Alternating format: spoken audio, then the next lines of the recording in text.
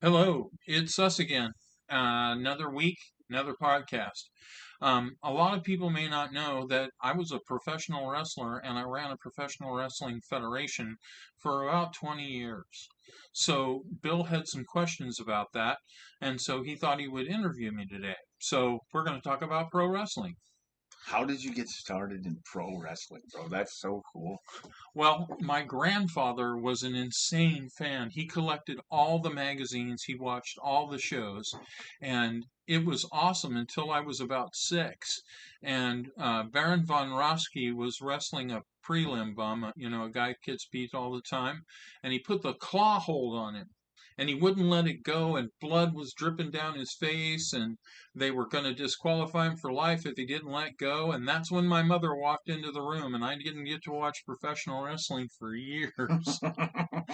So I had a friend who was really into pro wrestling, and I had a car, and I would take him to the shows and get a free ticket.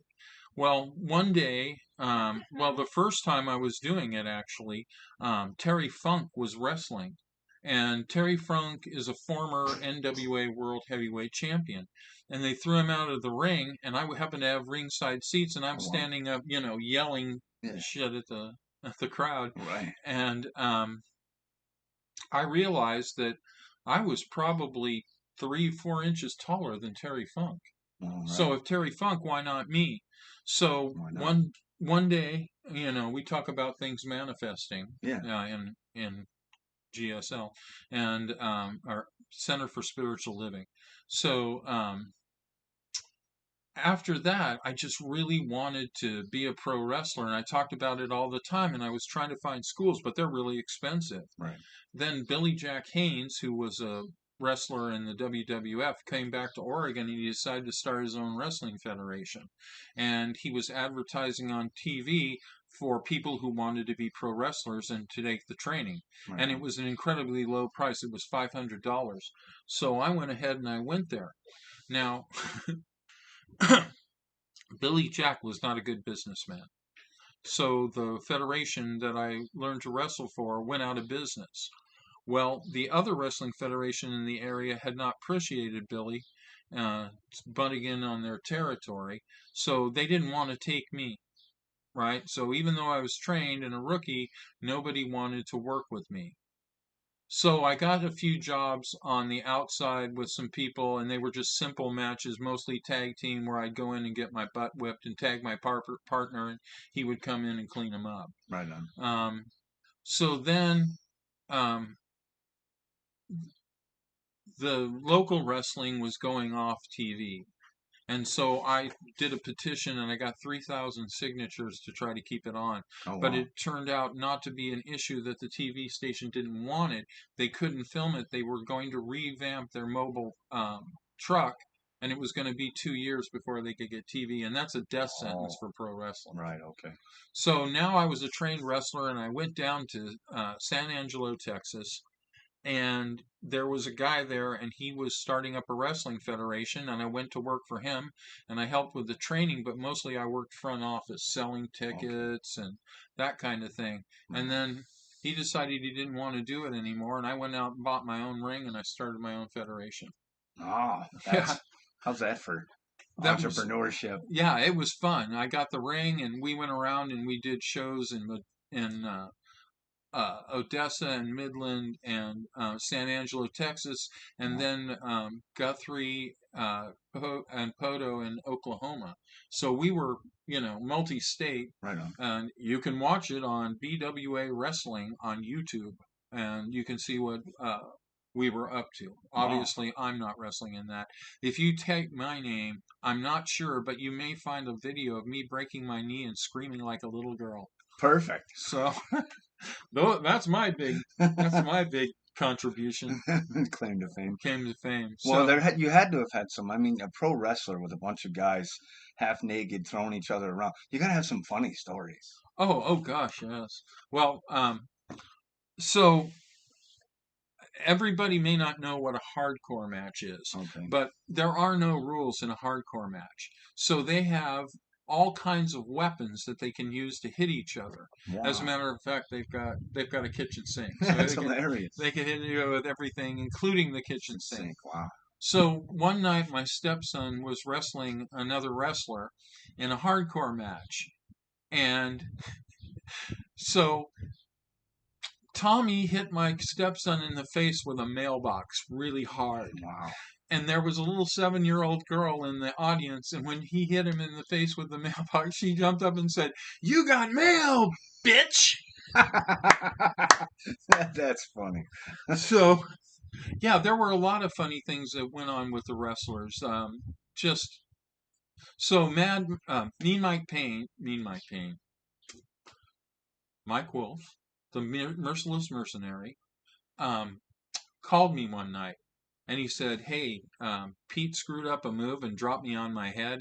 I've got a concussion. It's mild, but the doctor wants me to stay home a couple of days." And I said, "Oh, okay, Mike." So about 10 minutes later, he calls me again.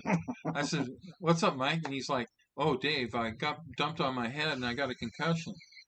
And I said, "Yeah, I know. You called me 10 minutes ago." And he said, "My roommate is saying that I keep repeating everything and that I should make a list of things that I said." That makes I said, sense. "Well, that made sense. Yeah. Go ahead and do that." So 10 minutes later, I get a phone call from him and he's like, "Yeah, Dave, I have a concussion because I got dumped on my head." And I said, "Do you know this is the third time you called me?" And he goes, "Oh, yeah, you're number 12 on my list." So that's the risk in head injuries. You In got to head keep that in mind. injuries. Yeah, keep that in mind. Wrestlers have sued, but unsuccessfully. Oh, The reason is that they sued the WWE for concussions, okay. but they've been wrestling in all the little leagues for years. Years. Where did the damage happen? Yeah, most of They don't early. know. Most of them early, probably. So this one here is a Shaggy Dog story. It's kind of long, but it's kind of funny. So Okay. there was a bear who wrestled, and his name was Caesar. Now the story I'm going to tell you, different people have told it in different ways. It's Okay. like one of those urban legend stories. Right on. Different wrestlers, but when I heard the story, the wrestlers involved were Jesse the Body Ventura and Ivan Putski, the Okay. Polish Power. Okay. So what happened is that Putski drew the short straw and had to wrestle the bear. All right. Nobody wanted to wrestle the bear. This is a 500-pound bear. I wouldn't want to wrestle it. It does whatever it wants. Now, Right. it's got a muzzle on it, and it's got leather gloves over its paws so it can't accidentally hurt the guy. Okay. So he's walking to the ring, and Ventura is sitting in the audience. And as Putski walks by, he smacks him in the butt with something. Putski doesn't know what it is, but the show's got to go on. He's on his way to the ring. So when he gets into the ring, that's when the bear realizes that his butt is covered with honey. Oh. And honey is how they rewarded the bear. If he did a good job, they gave him honey. Oh. So no trainer in the world can hold back a 500-pound bear that wants honey. Right. So he immediately knocked Putski down and sat on his back and started licking his butt. So Oh no. he had holes in the muzzle, and with his super powerful bear tongue, he got his shorts up into his mouth. Oh no. Now you can figure out how bad it felt to have a bear pulling on your shorts Right. in the testicular area, Ripping them off. ripping them off. Oh, So he God. finally ripped them off and he ate them. Now, folks, where's the only place the honey is left? Why, that would be Putski's naked butt. Yeah, so in front of 12,000 people, this bear is licking his naked butt. That's hilarious and So terrifying at the same time. So he has to put his hands over his privates and run out of the arena.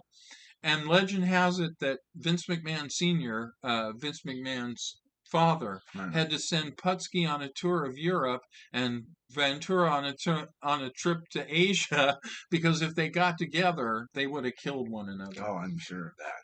Putski, I'd have been mad. Yeah. Oh, man. I'd have been mad. That's a funny story. So anyway, then I broke my leg, and that was kind of the end of the pro wrestling for me. I was turning I was too old. I was doing MMA at 48, Yeah, and I that's was wrestling, beyond that, and I was just too old for it. yeah. That's what happens. But I trained the young guys, not not training them how to do the moves because I'd been trained so poorly, Oh, okay. by Coco and by Coco Samoa was another one of my trainers, by Coco and Billy Jack Haynes, that I really couldn't wrestle my way out of a paper bag. Okay. But I can tell you how to act. I can tell you how to walk to the ring. It's like Yeah. one of the examples is that we went down to Mexico, and we were the bad guys because we were Americans. That's Okay. just the way it is down there. Right on. And so my guys are like, "Well, I don't speak Spanish. What do I do? Just yell at pendejo?" And I said, "No, no, no, no. You got to use your body language." I said, "When you walk out there like this, just a mean look on your face, and then you stop and you go and breathe in, and then you go." I said, "That's all you have to do. The Oh, crowd is going to want to kill you after yeah, that." yeah, for real. That's hilarious. So I actually have about 4 hours of stories. If you want to hear them, I am working on a comedy routine, and the comedy routine includes a lot of stuff about it. I have other, like I said, Shaggy Dog stories. They're like a collection of jokes strung together from the time I went to All right. Team Spirit. Yeah, that sounds cool. We'll talk about that. We'll talk to you next week and interview you on All something right. important. Here we All go. right. Well, thank you for tuning in, and we will see you next week later on. Have a great day, guys.